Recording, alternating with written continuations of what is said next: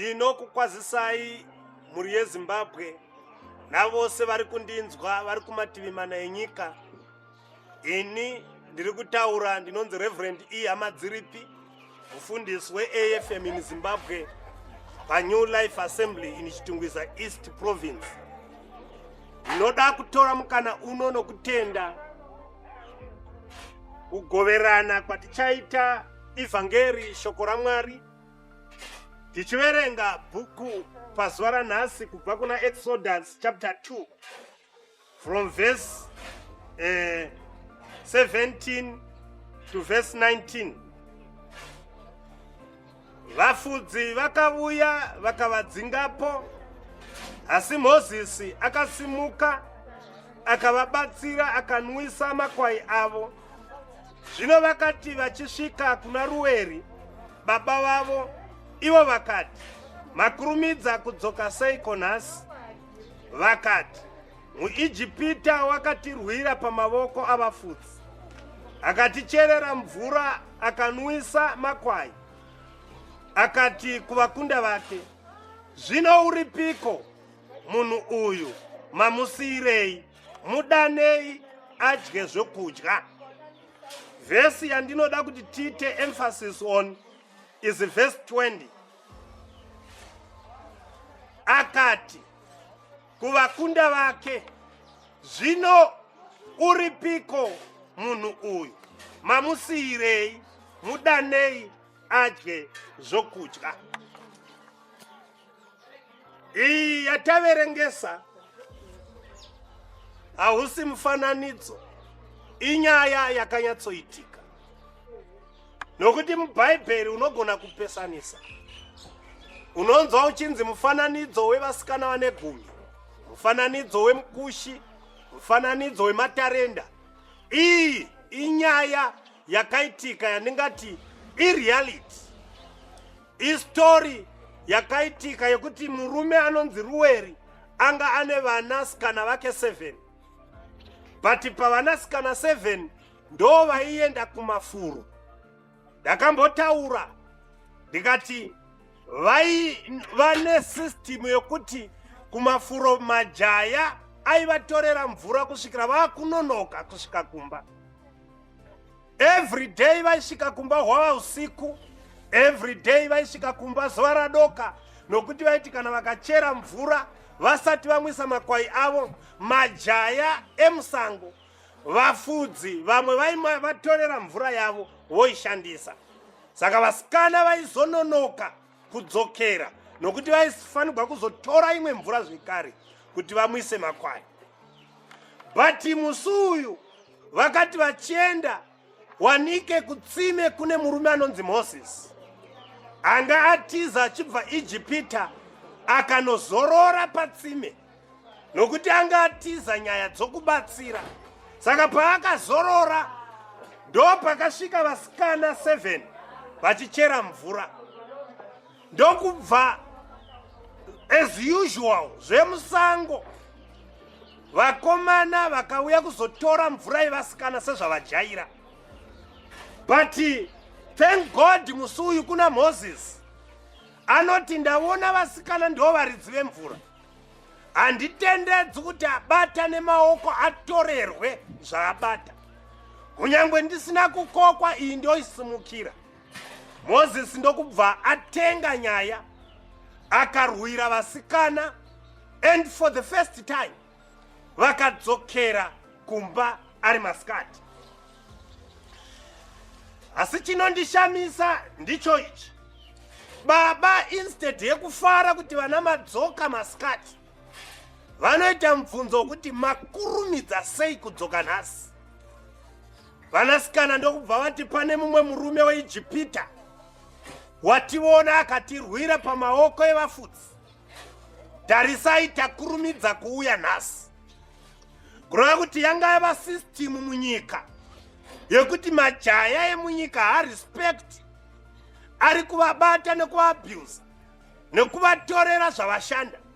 But tine jaya rakasiyana nemajaya rati ava ngavabhenefite kune zvavashanda. Ndo paanoti ngavadzokere ngavaende kumba. Ndokubva vaenda kumba ari masikati. Baba vakati makurumidza sei kudzoka nhasi. Zvikanzi pane jaya ratibatsira rabva Ijipita. Nyaya yandati tigoverane pazuva ranhasi mhuri yeZimbabwe ndeyakataurwa nababa vevasikana. Vanoti mamusiyirei murume wamunoti weIjipita anoti akaona vanhu vanotambudzwa anorwira, anokuitai kuti mukurumidze pazvinhu zvamaisinonoka. Mamusiyirei musango. Ndo pane title of my message kuti munomusiyirei kusango. Kana wabatsirwa, vanhu vane system yekuti vakabatsirwa zvavo zvikaita vanokanganwa abatsira vomusiya kusango voenda. But ndina baba vanoti kana aita chinhu chakanaka hasiwi kusango. Tine jaya rinonzi Moses raimiririra Kristu. Kristu achiuya, Bhaibheri shoko raMwari rinoti wakatitakura akatifira muzvivi zvedu, akatitakurira mitoro yedu nejoko redu rairema kuti tive neupenyu husingaperi. Pese pauchanzwa Jesu achiparidzwa ukatadza kumugamuchira, ukatadza kutendeuka, wafanana nemunhu wamusiya musango. Baba vanoti wamusiyirei musango. Kana makurumidza, mhando yemajaya akadai tiri kuashota munharaunda, imi mowana rimwe morisiya musango. Vana baba nana mai, ukaona vanhu vatiri kutaura navo vasikana vabatsirwa kureva kuti hope yemarriage netype yakadai yemajaya yanga isipo. But vochiwana jaya rine tsitsi rine tsika rinobatsira worisiya musango. Ndo zvinoita munhu wese anoti anonzwa mharidzi sekuinzwa kwauri kuita izvezvi. Handizivi uri kudhiraivha, handizivi uri kukoropa mba, kana kuti uri kusakura. Uchindinzwa ukasaita decision, wafanana nemunhu anzwa ruponeso akasiya auya neruponeso musango. Ndo inotsamwisa baba kuti vasikana majaira kuuya usiku nekuda kwekuti munyika ino mune majaya anoapisa. Hapana chawaita chinobatika. Jesu achiuya oti chisvika ari masikati, iwo musiya musango. Ndiri kuda kuti uite decision. Kana wakambonzwa vhangeri, kana wakambonzwa mharidzi, ukaita sarudzo yekutendeuka, wafanana nemunhu wainvhaita auya neriponeso akapinda mumba. Ndinoda kuti ugamuchire Jesu, iye anoti ndinogogodza pamusuo, anonzwa akazarura, ndinouya ndigogara mumwoyo. Vana baba nana mai, tine vanhu vanoti kana vakanzwa vanofamba vachikomenda, apa chechi yakati pakauya murume anoparidza kwazvo. But inongova komenda haina sarudzo. Wasiya Jesu musango. Rimwe ramazuva Jesu auya parufu rwaLazarus, kunonzi Marita akaenda kunomugamuchira, akadzokera akamusiya Jesu asati apinda muguta, achinovudza vamwe kuti Jesu wasvika, but wakamusiya musango. Ini mharidzo yangu ndeyekuti unomusiyirei musango. Kubva rini muchinzwa vhangeri? Kubva rini vanhu vachiparidza? Machechi awanda anoparidza zvaJesu.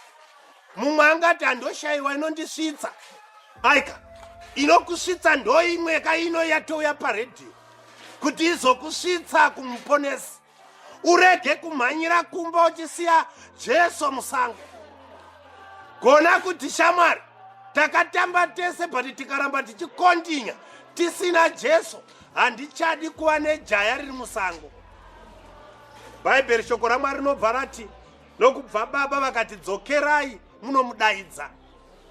Vakaropafadzwa vabereki vanokurudzira vana vavo kusarudza sarudzo yakanaka. Maya magara nayo yemajaya anoabhusa, kana rauya rakanaka chiregedza kufananidza rakanaka nerakaipa. Zvekuti ungati haini chechi dzacho dzawandisa, handichanyatsozova yekupinda. Regedza kubatwa neconfusion yemhando yakadaro. kuwandisa kwechinhu kokunetsa sarudzo.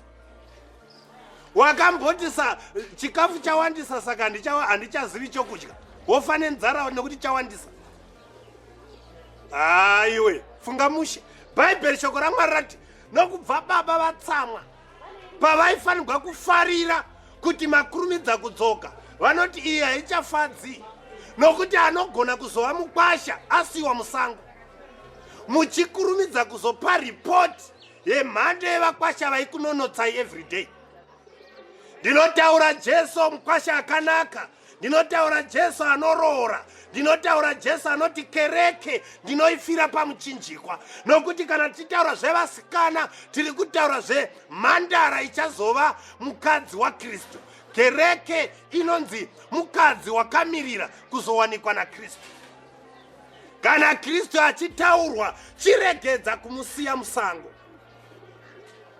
Dai ranga riri sango riri nani kana kaita serinorandiri. Taiti kuda vasira jaya richinzwa kunhuhwira nekurira kweshiri. Manje idesert rinonetsa mvura, but mabatsirwa nemurume uyu. Ndo zvinoita vose vanoramba Kristu. Akaenda pamuchinjikwa panorema, akatakura marwadzo ako, akati nemavanga ake munoponeswa. Zvese zvakadaro zvaitwa, iwowo musiya musango.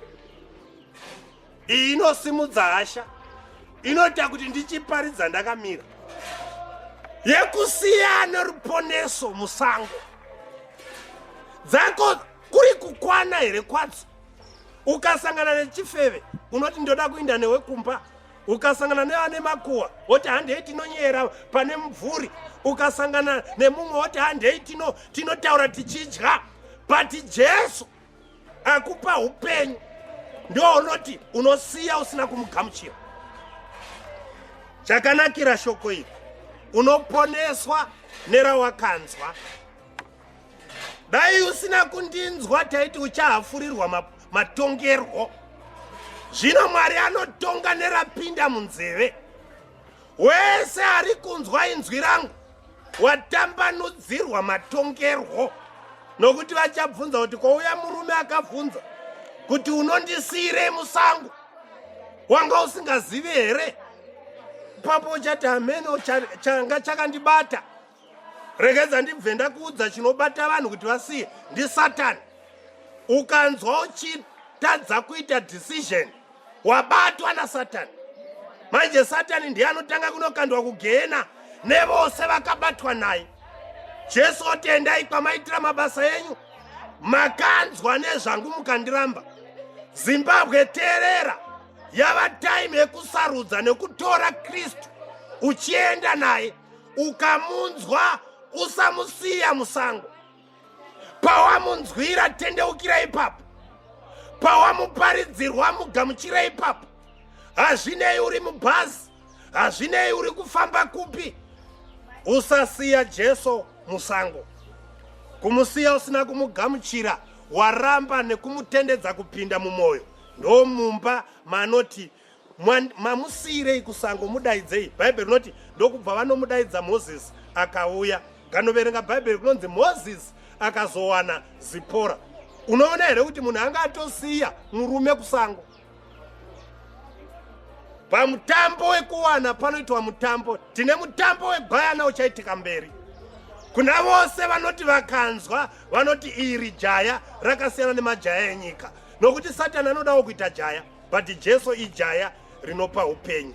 Ndiri kuda kuti uri kwauri ukotamise uso, ndinamate newe uchisarudza jaya iri. Uti muzita raBaba neromwanakomana neromweya mutsvene ndinogamuchira shoko rataurwa, ndichiita sarudzo yekukugamuchira samuponesi wangu, kuti zita rangu rinyorwe mubhuku yeupenyu. Mwari agokupa upenyu husingaperi. Muzita raBaba neromwanakomana neromweya mutsvene. I pray for you in Jesus' name. Amen. Amen.